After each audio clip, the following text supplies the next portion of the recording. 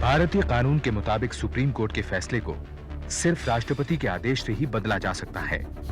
लेकिन अगर किसी मुजरिम को लोअर कोर्ट, हाई कोर्ट और सुप्रीम कोर्ट तीनों ही दोषी मानते हुए सजा का हकदार समझें, तब क्या राष्ट्रपति को ऐसे मुजरिम को माफी देनी चाहिए?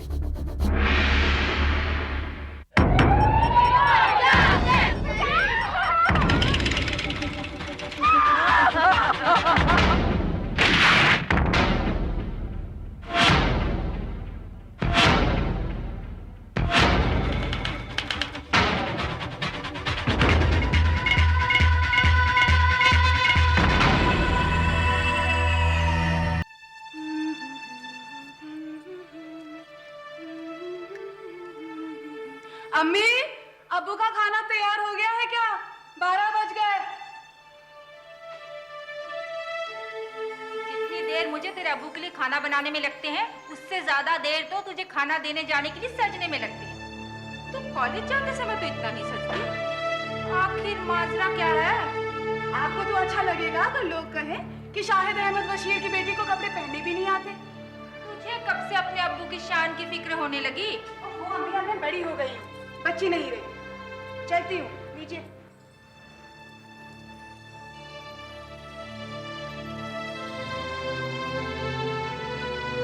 अब्बू, आज डॉक्टर सुबोधकांत आए थे क्या? नहीं।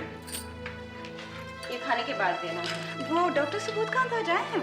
नहीं, बताइए क्या तकलीफ है? कुछ नहीं, वो उन्हीं से काम था। वो राउंड पर कब आएंगे? बेबी, पेशेंट को कोई तकलीफ हो तो हमें बताए। हम बेबी नहीं है और कहा ना उन्हीं से काम है। आएंगे तो कह दूंगी। और डॉक्टर ही बुला रहे हैं आप। आइए डॉक्टर साहब।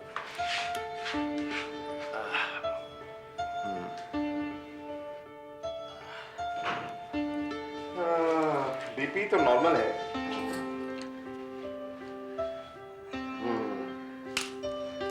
और लगता है फीवर भी नहीं है। नहीं, बिल्कुल ठीक हूँ मैं। अब घर जाने के लिए तैयार है। अच्छा। मैं आपके डिस्चार्ज पेपर तैयार कर देता हूँ। डिस्चार्ज इतनी जल्दी? क्यों? 20 दिन तो हो गए हैं। आप नहीं चाहते कि आपकी अब्बूजान अपने घर जाएं? अब्बूजान अगर घर चले गए तो आपसे मुलाकात कैसे होगी? मैं आपसे मिलने के लिए आपके घर आ जाया करूंगा। बस कुछ दिन और एहतियात बरतनी होगी बशीर साहब। आपके रेगुलर चेकअप के लिए मैं आपके घर आ जाऊंगा। शुक्रिया। अपने अब्बूजान का ख्याल रखना। डॉक्टर सुबोधकांत का नवाबी खानदान के शाहिद अहमद बशीर के घर आने जाने का सिलसिला शुरू हो गया। उनकी बेटी और 2 भाइयों की लाडली बहन अनीस के साथ दोस्ती करने में डॉक्टर सुबोध को देर नहीं लगी। अनीस ये बात जानती थी कि सुबोध शादीशुदा हैं, फिर भी अपनी दोस्ती को चाहत में बदलने में उसे कोई एतराज नहीं हुआ। डॉक्टर सुबोध के लिए ये उनके अनेक प्रेम संबंधों की कड़ी में एक और अध्याय था। डाल डाल का पंछी कहते हैं तुम्हें। डर नहीं लगता? कभी पकड़े गए तो हमारी सारी रेपुटेशन खाक में मिल जाएगी। कबूल करूंगा। वैसे तुम गोभी की सब्जी बड़ी अच्छी बनाते हो। और तुम मुझे बेवकूफ अच्छा बना लेते हो। हर औरत की कमजोरी पकड़ लेते हो बस। ये बशीर साहब की लड़की की क्या कमजोरी है? कौन? अनीस तो अभी बच्ची है। हेलो जी, 1 मिनट। तुम्हारी बेबी का फोन। हेलो। 9 बजे बशीर साहब के घरों के आऊंगा।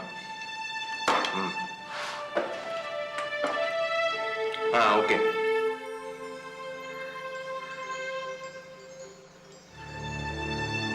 लो, चला गया मजनू, रह गई लैला। मजनू नहीं, महिवाल को महिवाल। क्यों? अरे मजनू तो है हिंदू और लैला है मुसलमान।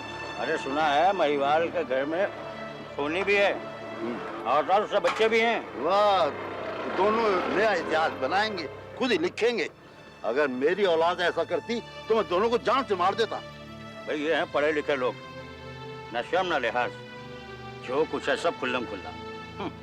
शाबाश। वाह।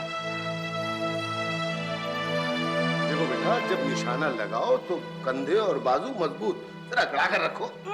ऐसे? हाँ ऐसे, जरा ऊपर, और आंख सामने निशाने पर बराबर। लोग अपनी बेटियों को कढ़ाई बुनाई सिखाते हैं, घर के काम काज में हाथ बंटवाना सिखाते हैं, लेकिन तुम्हारा बस चले तो तुम अपनी बेटी को जंगल भेज दो। अम्मी हम तो घर के काम काज में तो हाथ बंटवा रहे थे, अबू की बंदूक नहीं साफ कर रहे थे। और क्या? अब्बा संभाल के, अम्मी तुम्हारी सगाई की बात करने वाली है। मेरे 10 गिनने के पहले ही अम्मी का भाषण शुरू हो जाएगा। 1 2 राशिद भाईजान, आइए आइए आइए, आप अचानक कैसे? आओ बेटे। सलाम मम्मी। सामान अंदर रखो। जाओ बेटे, सामान रखो। बहुत अच्छा मालूम आ गए। कब तक रुकोगे? मिनिस्टर साहब विदेश के दौरे पे गए, कुछ दिनों की छुट्टी मिली, सोचा आप लोगों से मिलना। हाँ, चलो हाथ मुंह धो लो, लगे हुए हो। कैसे हो सलीम? हमारे लेके लाए भाईजान। भाई थोड़ा सांस ले लूं, हाथ मुंह धो लूं, इजाजत है? हाँ। लो बेटा, ये बंदूक टांग दो, संभल के, भरी हुई है। हाँ।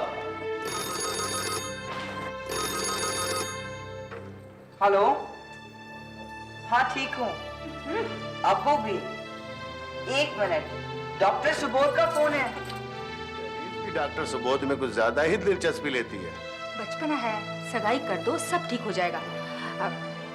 वो अख्तर कैसा लगता है आपको? अख्तर? वो तो भोंदू है, उसको तो पतंग भी नहीं उड़ानी आती। तू चुप कर। हाँ। रशीद के यहाँ रहते रिश्ता हो जाए तो अच्छा है, उससे खूब डरती है अनीस, और वैसे भी अख्तर के घर वाले खूब जोर डाल रहे हैं। अरे क्यों नहीं डालेंगे, वो तो अख्तर मियाँ जब भी यहाँ पे आते हैं राजेंद्र कुमार की तरह आई लव यू कहते रहते हैं। चलो ठीक है, अब जैसा खुदा को मंजूर हो। तुम करो कोशिश। ये क्या मतलब हुआ अभी? हमेशा राउंड राउंड राउंड। जल्दी आना, हाँ? नहीं आए तो अंजाम अच्छा नहीं होगा, और देर भी मत करना। खुदा हाफिज।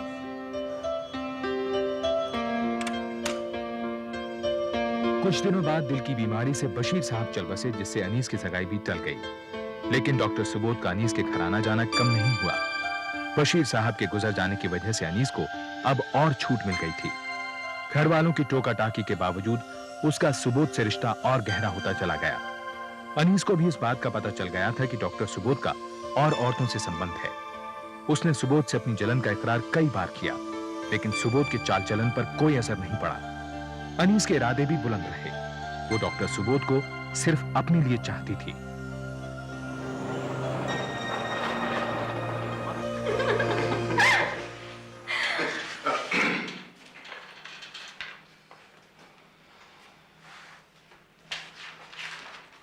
वो यहाँ क्या कर रही थी? अनीस तुम कब आई? I am doctor. मैं यहाँ कर क्या रही थी? अनीस जरा तमीज से बात करो, वो इस अस्पताल की नर्स है, उसे कुछ काम था। अस्पताल में और भी तो नर्सें हैं, सिर्फ इसी नर्स को तुम्हारे साथ क्यों काम पड़ता है? तुम गुस्सा ही करती रहोगी यूं कि प्यार का वक्त भी कुछ निकालोगी। हम तुम्हारी चिकनी चुपड़ी बातें में नहीं आने वाले। देखो, हम चले जाएं क्या? तुम हमें छोड़कर कहीं नहीं जा सकते। कयामत तक तुम्हारा पीछा करते रहेंगे हम। पर पीछा करते करते नाराज ही रहोगी क्या? मैं आपको बहुत होशियार समझती हूँ ना? जी नहीं, मैं तो अपने आप को आपका गुलाम समझता हूँ। झूठे।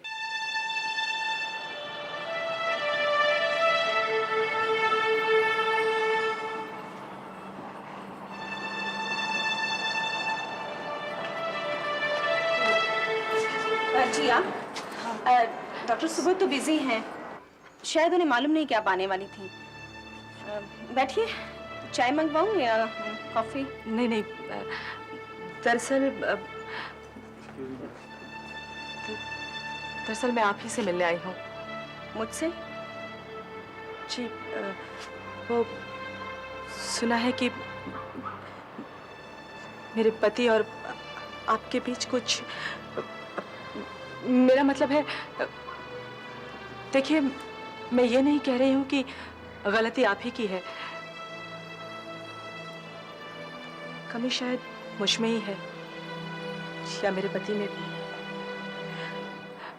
देखिए आप प्लीज बुरा मत मानिए, लेकिन मैं आपसे सिर्फ ये पूछना चाहती हूँ कि अगर आप मेरी जगह होती तो आप क्या करती? आप ही बताइए, मैं क्या करूं?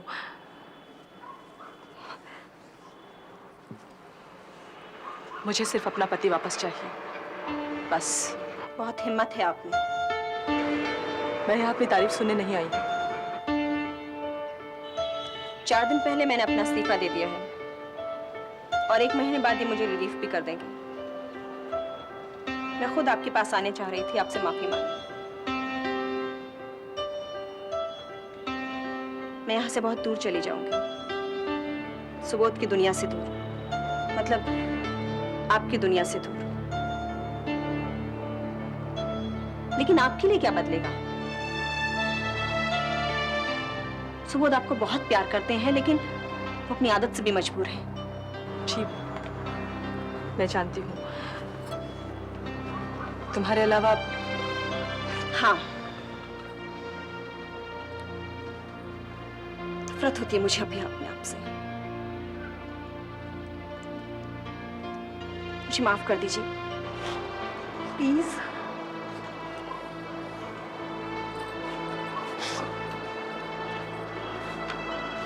कामिनी जी,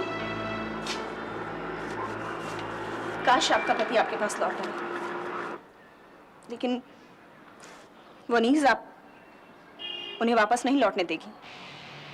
मैं मिली हूं उससे, डर लगता है मुझे उसके पागलपन से।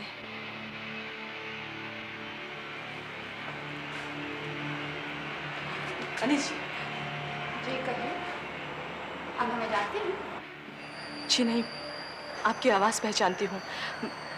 मैं कामिनी कांत, सुबोध की पत्नी। कहिए। आप बहुत खूबसूरत हैं। हम जानते हैं, यही कहने के लिए आपने हमें रोका है? जी, आपकी खूबसूरती पर मरने वाले तो लाखों होंगे, मेरा तो एक ही पति है। देखिए, आप हमारी तौहीन कर रही हैं। जी नहीं, मैं तो आपकी तारीफ कर रही थी। मैं आपका मुकाबला नहीं कर सकती, सिर्फ भीख मांग सकती हूँ अपने पति की। अगर वो हमें छोड़ देंगे तो हम भी उन्हें छोड़ देंगे। ताली एक हाथ से नहीं बजती। हालांकि कामिनी को सुबोध के बाकी प्रेम संबंधों की जानकारी थी, पर उसे कभी भी अपनी शादी पर खतरा महसूस नहीं हुआ। लेकिन अनीस से मिलकर कामिनी को लगा कि उसकी वजह से सुबोध उसे तलाक दे सकता है। अनीस किसी भी हालत में सुबोध के साथ संबंध तोड़ने को तैयार नहीं थी। यहां तक कि जब डॉक्टर सुबोध के शहर से तबादले के आदेश आए, तो अनीस ने दिल्ली में रह रहे अपने भाई रशीद से कहकर तबादला रुकवा दिया। राशिद भाई, आपको ये हमारा काम करना ही होगा। अबू जी जब बीमार थे तो फिर डॉक्टर सुबोध ने हमारी बहुत मदद की थी, और हम भी नहीं चाहते हैं कि हमारे शहर से ऐसा होनहार डॉक्टर चला जाए।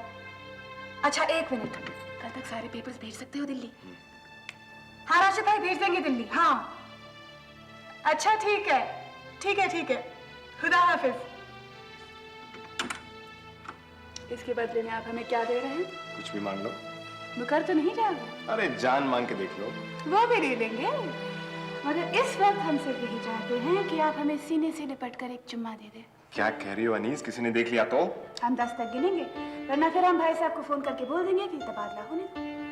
1 2 अनीस क्या कर रही हो? तुम्हारी अम्मी घर पर है। 4 5 6 7 अच्छा, 8। अम्मी, अम्मी जान, अम्मी। क्या कर रही हो? जीते जी कबाड़ा करवाओगी? क्या हुआ अनीस? कुछ नहीं अम्मी, चूहा था, डर कर भाग गया। मैं डरा नहीं हूँ, और ना ही मैं भाग रहा हूँ। अच्छा,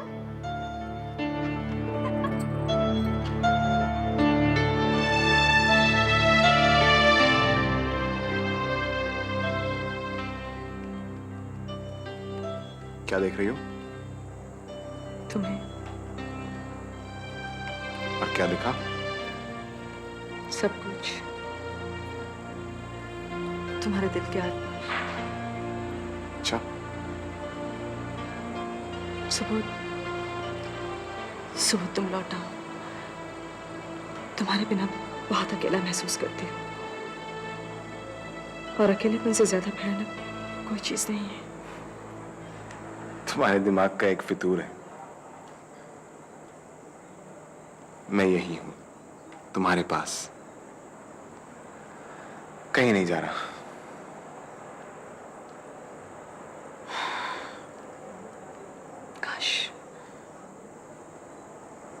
काश तुम्हारा तबादला हो जाता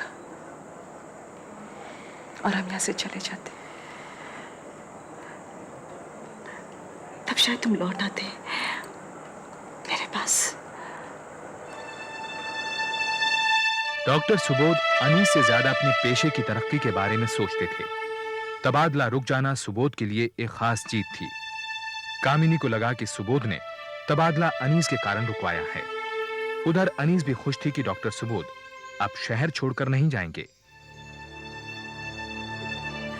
मेरे दिल की मलिका, 4 दिनों बाद आज मिल पा रहा हूँ। ये कम वक्त नौकरी ही ऐसी है, नाराजगी और तुमसे नामुमकिन। मेरा बस चले तो तुम्हें अपने करीब ही रखूं, रात दिन तुम्हें याद करता रहता हूँ। कौन है?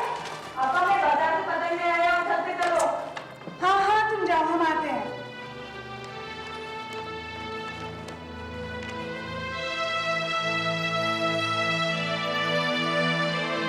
खींचो अब, जल्दी खींचो जल्दी। अरे शहर में पतंग उड़ाने की कंपटीशन हो तो मुझे गोल्ड मेडल मिलेगा। अरे छोड़ो आपा, मैंने तो आपको पतंग उड़ानी सिखाई थी। अनीस, अख्तर मियां आए तुमसे मिलने। लो पकड़। आदाब। आदाब। आज दुकान पर नहीं गए? जा रहा हूँ, सोचा तुमसे मिलता चलूं। कहो। वो घर वाले जवाब चाहते हैं, तुम मुझसे निकाह। अक्सर तुम हमारा जवाब अच्छी तरह जानते हो। तुम उस डॉक्टर के चक्कर में अपनी जिंदगी खराब कर दोगी। तुम्हारे साथ तो कोई खास बात तो नहीं होने वाली। फिर वो हमारे मजहब का भी तो नहीं है। और तुम उनके दर्जे के नहीं हो। शक्ल देखिए आईने में। मेरी शक्ल की नहीं, अपनी इज्जत की फिक्र करो अनीस। और फिर सारा शहर जानता है तुम्हारे और उस डॉक्टर के बारे में। चलो अच्छा है। उसकी बीवी का सोचो, कितनी बद्दुआएं देती होगी तुम्हें। हम तो उनके बारे में अच्छा ही सोचते हैं। तुम पगला गई हो। शुक्रिया। हमारी तारीफ में और कुछ कहना है आपको?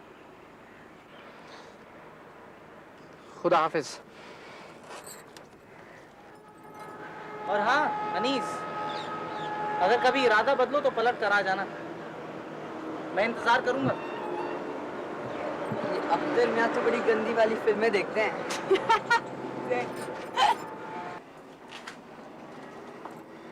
अरे क्या बात है, आज आप ड्यूटी पर नहीं गई? जी नहीं, मैं आज से इस हॉस्पिटल में ही नहीं हूँ। अच्छा क्या हो गया? कोई और चाहने वाला मिल गया है क्या आपको? या आपको कोई राजकुमार उड़ाने तो नहीं आया है?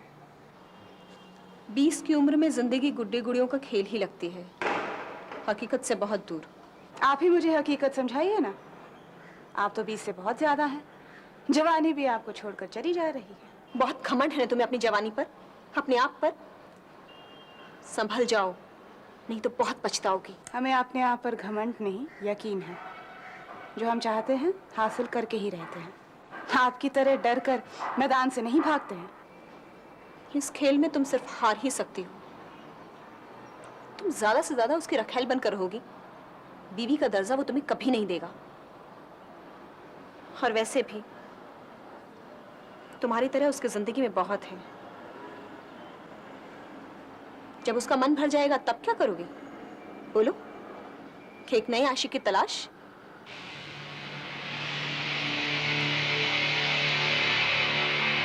क्या लोगी? हमें बच्चा चाहिए। मेन्यू में नहीं है, कुछ और बोलो।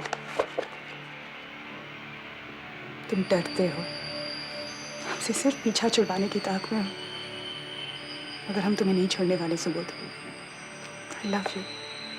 हमें तुमसे बच्चा चाहिए। तुम खुद अभी बच्ची हो अनीस। तुम हमारी तौहीन कर रहे हो सुबोध। बिस्तर में तो हम तुम्हें बच्चे नहीं नजर आते। चुप करो। हमें यकीन है बाकी औरतों से तो हम बेहतर हैं। अनीस बकवास बंद करो। तुम्हें उन सबको छोड़ना होगा हमारी खातिर। तुम्हें अपनी बीवी को भी छोड़ना होगा। तुम बौखला रही हो, मेरी फैमिली है।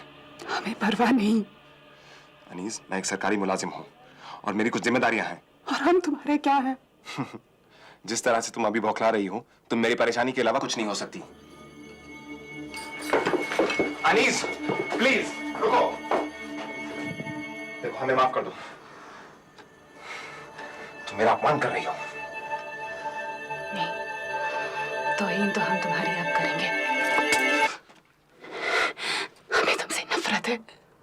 अगर तुम हमारे नहीं हो सके तो और किसी के नहीं होगे।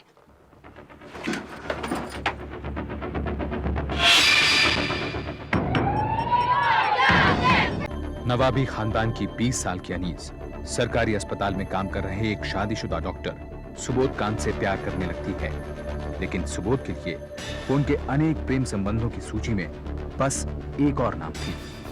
धीरे धीरे अनीस का प्यार पागलपन की हद तक बढ़ जाता है और वो सुबोध से अपनी पत्नी को छोड़ने को कहती है।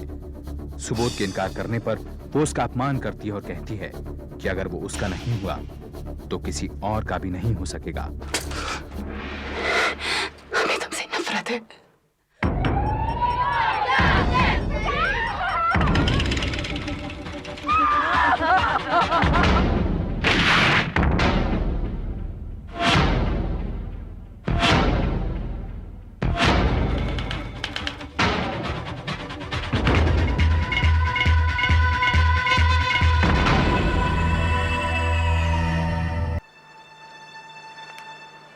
मेरे दिल की मलिका,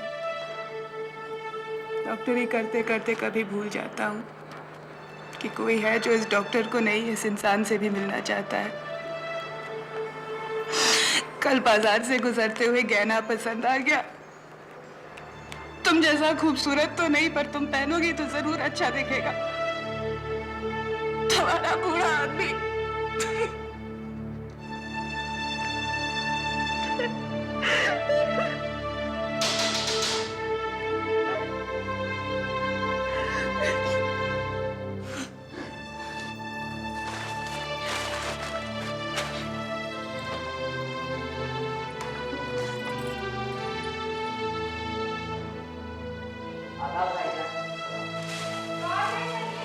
मैं हूँ अम्मी, अब्बू की बरसी का सामान लाया हूँ।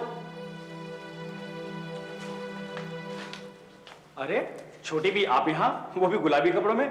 मुझे लगा मैंने आपको बाजार में देखा है, वो भी नीले कपड़ों में। अच्छा, स्कूटर के पीछे थी, डॉक्टर सुबोध के साथ। मुझे लगा आप हैं, लेकिन वो जो भी थी बिल्कुल आप जैसी थी। ये सामान कहाँ रखूं? कब देखा था तुमने? तकरीबन आधा घंटा पहले। ये सामान कहाँ रखूं? तेरे को यकीन है कि वही डॉक्टर सुबोध था?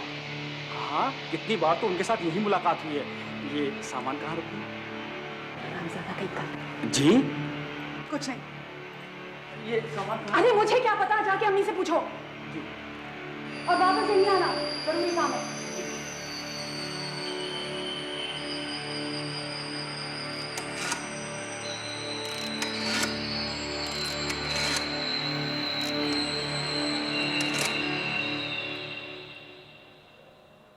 हेलो, हम अनीस बोल रहे हैं।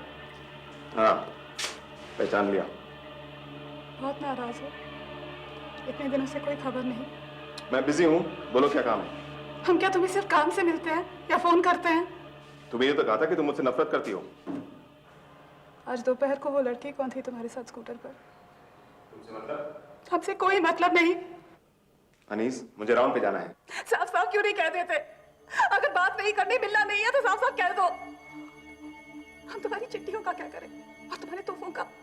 वापस ले जाओ, हमें नहीं चाहिए कुछ भी। बस एक बार घर आ जाओ, फिर चाहे कभी मत आना। अगर तुम्हारी चिट्ठियां हमारे पास रहे तो हम तुम्हें भूल कैसे पाएंगे? ठीक है, ड्यूटी के बाद मुझे कुछ काम है, मैं रात को आता हूँ।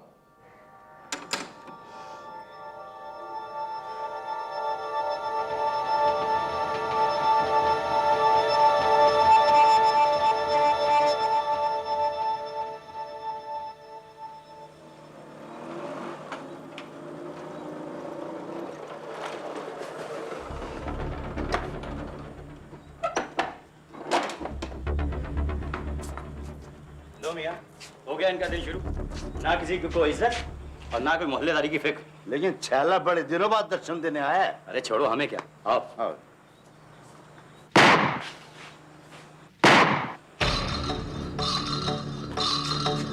अरे ये क्या हो रहा है? साथ साथ दिखाई नहीं दे रहा। एक आदमी जमीन पर पड़ा है और अनीस भी।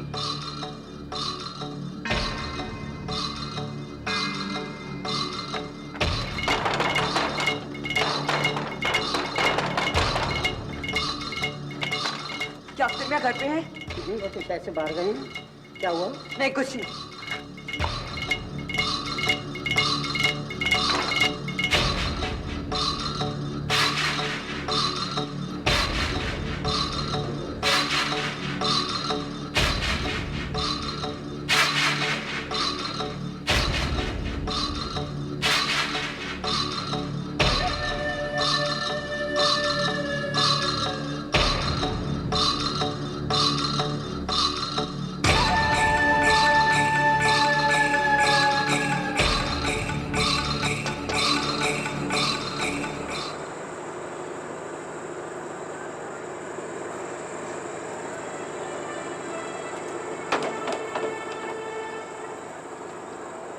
मिसेस सुबोध कांत हैं? जी कहिए। आप घर पर अकेली हैं? जी हाँ, अकेली हूँ। बात क्या है? आप अपने कुछ रिश्तेदारों को बुलवा लीजिए। क्यों? मुझे अफसोस है कि डॉक्टर सुबोध कांत एक दुर्घटना में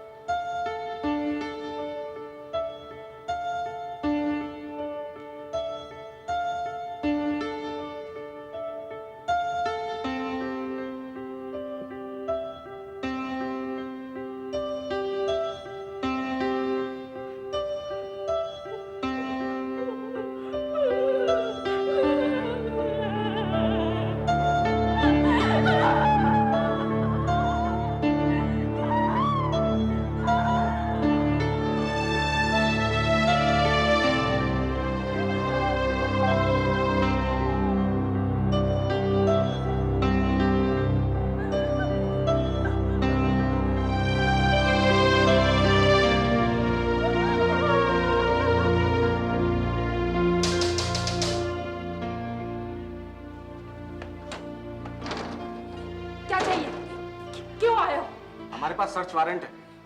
हमें आपके घर की तलाशी लेनी है। क्यों? हमने क्या किया? मैं कहाँ कह रहा हूँ कि आपने कुछ किया है, मगर हमें आपके घर में एक लाश मिली है, एक कत्ल हुआ है। इसकी तलाशी तो हमें लेनी ही होगी। आओ तुम दोनों इधर की तरफ जाओ।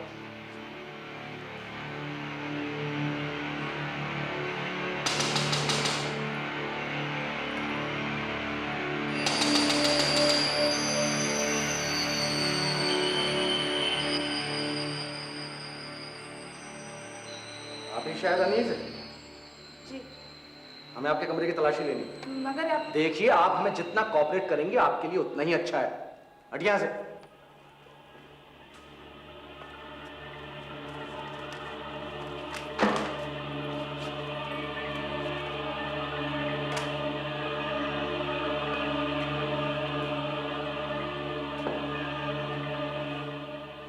उठिए, उठिए यहाँ से।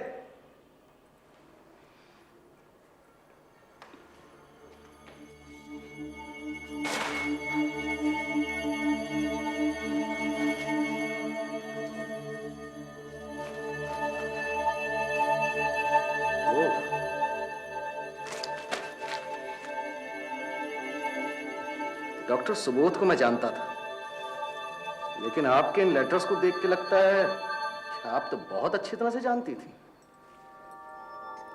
ले जा रहा हूं इनको मैं।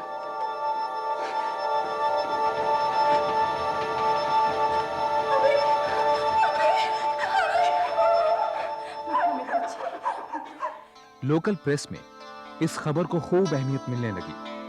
अनीस कातिल है या नहीं, इस बारे में अलग अलग अखबारों में रोज अलग अलग कहानियां छपने लगी। ज्यादातर प्रेस को अनीस के साथ सहानुभूति हुई। उन्होंने उसे सुबोध का कातिल नहीं माना, लेकिन कुछ अखबारों ने सुबोध की पत्नी कामिनी के साथ अफसोस जताया। आप कभी मिली हैं अनीस से?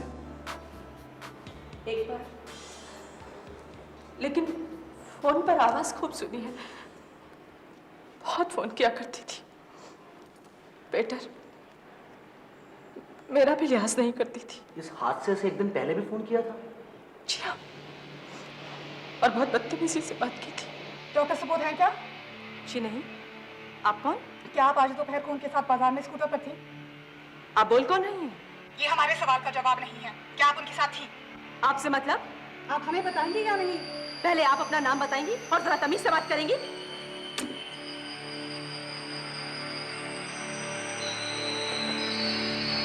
काश मैं झूठ बोल देती, काश मैं कह देती कि मैं ही थी। उसे मुझसे जलन नहीं थी, सुबोध की बाकी सहेलियों से थी। सब मेरी गलती है।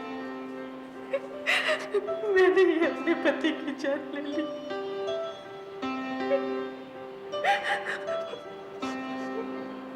मैं जलन से मरी जा रही थी, क्या करती? मैं भी तो इंसान हूँ। सुबोध, तुमने मुझसे शादी क्यों की? मुझे कौन सहारा देगा?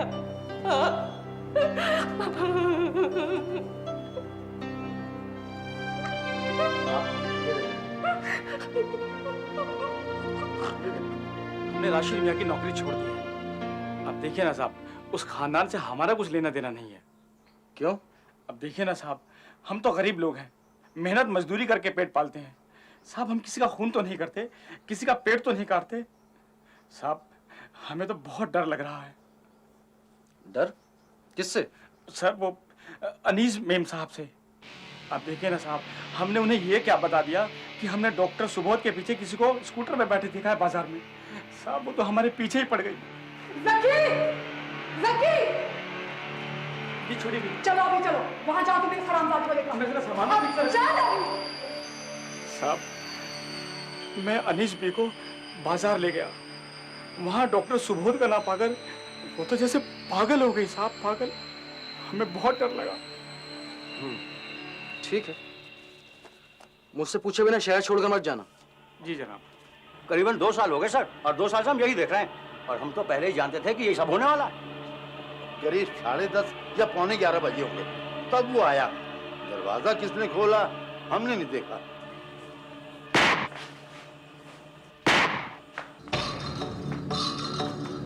जैसे ही सलीम साइकिल लेकर दौड़ा, हम दोनों दरवाजे के पास जाकर खड़े हो गए। या अल्लाह, ये क्या किया तुमने?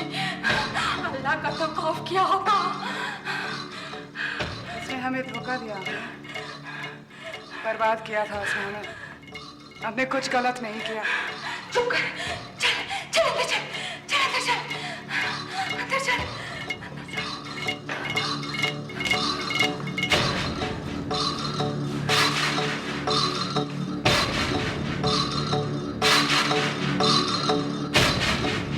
अदालत में भी यही बयान दोगे?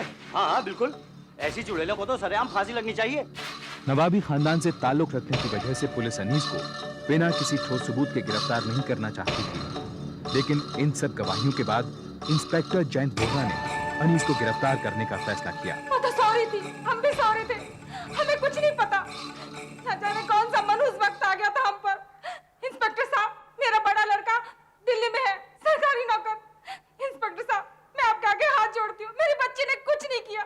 वो तो बच्ची है, वो किसी का कत्ल कैसे कर सकती है? वो बेकसूर है इंस्पेक्टर साहब, वो बेकसूर है। देखिए प्लीज, आप हमें हमारा काम करने दीजिए। कहाँ है अनीस? वो अंदर बीमार है। अम्मी, खुदा के वास्ते छोड़ दीजिए मेरी बच्ची को। आप हिम्मत रखिए, ये लोग हमारा कुछ नहीं बिगाड़ सकते हैं, कुछ नहीं साबित कर सकते। अम्मी, हमने कुछ गलत किया ही नहीं है। बस आप दिल्ली में राशिद भाई को फोन लगवाइए। आप चलिए हमारे साथ। हम बेकसूर हैं। लेकिन सारे सबूत तो आपकी तरफ ही इशारा करते हैं। हमने कहा ना, हम उस वक्त सो रहे थे, हमने कुछ नहीं किया। अच्छा, फिर कौन कर सकता है ये सब कुछ आपके घर आकर? हमें क्या मालूम, हम नींद में थे जब गोली चली, हमने कुछ नहीं देखा। हम सिर्फ अंदाजा लगा सकते हैं कि क्या हुआ होगा। तो बताइए। किसी ने भी किया होगा, शायद अख्तर ने ही गोली चलाई। वो सुबोध से बहुत चलता था, अक्सर हमें मिलने से मना करता था। वो काफी अच्छी कहानी है, लगता है फिल्में बहुत देखती है। उम्मीद है अदालत में भी ये साबित कर सकूंगी। इंस्पेक्टर जयंत वोहरा ने सुबोध कांड मर्डर केस की तहकीकात जारी रखी। उधर अनीस और उसके भाई रशीद ने शहर के एक नामी वकील सोहराब हांडा को अपनी पैरवी करने के लिए चुना। आपने इंस्पेक्टर जयंत वोहरा को बताया कि कत्ल अख्तर ने किया? जी। साबित कर सकते हैं? तो करना आपका काम है। जिस रात कत्ल हुआ उस रात अली और रिजवान ने सिर्फ सलीम को आपके घर से निकलते हुए देखा था। अख्तर तो उस रात शहर में नहीं था। हमें कुछ नहीं मालूम। कोई रास्ता ढूंढिए और हमें यहाँ से बाहर निकालिए। सच सच बताइए कि क्या हुआ था।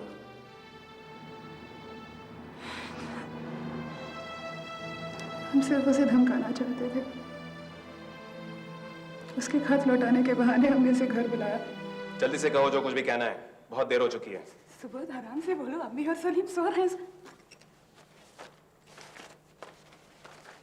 तुम चाहो तो तोहफे रख सकती हो। सुबोध, इतनी नफरत करते हो क्या तुम हमसे? हमने क्या किया है सुबोध? हमें माफ कर दो। देखो अनीस, हम दोनों के लिए बेहतर यही होगा कि हम पहले जैसे ना मिलें। तुम जवान हो, खूबसूरत हो, तुम्हारे लिए जिंदगी आगे पड़ी है। हम दुआ करेंगे तुम खुश रहो। सुबोध, हम तुम्हारे बिना नहीं रह सकते हैं। ऐसा क्या हो गया है कुछ दिनों में? या कोई और जैसी जवान, खूबसूरत तुम्हारा बिस्तर गरम कर रही है? तुम जैसी बदतमीज लड़की मैंने आज तक नहीं देखी। चलता हूं, तुमसे तो बात करना ही फिजूल है। सुबोध, सुबोध, हम तुम्हारे बिना नहीं रह सकते हैं। सुबोध, सुबोध, हमें माफ कर दो। हाय, बोला जाए। सुबोध, सुबोध, अगर तुम नहीं रुके तो हम आपको मार डालेंगे। सुबोध, सुबोध। अनीस, ये क्या बचपन है? क्या तुम नहीं देख सकते कि हम बच्चे नहीं हैं? अनीस, ये बंदूक नीचे रख दो। हम यही मर जाएंगे और तुम ही खड़े खड़े हमें देखते रहोगे।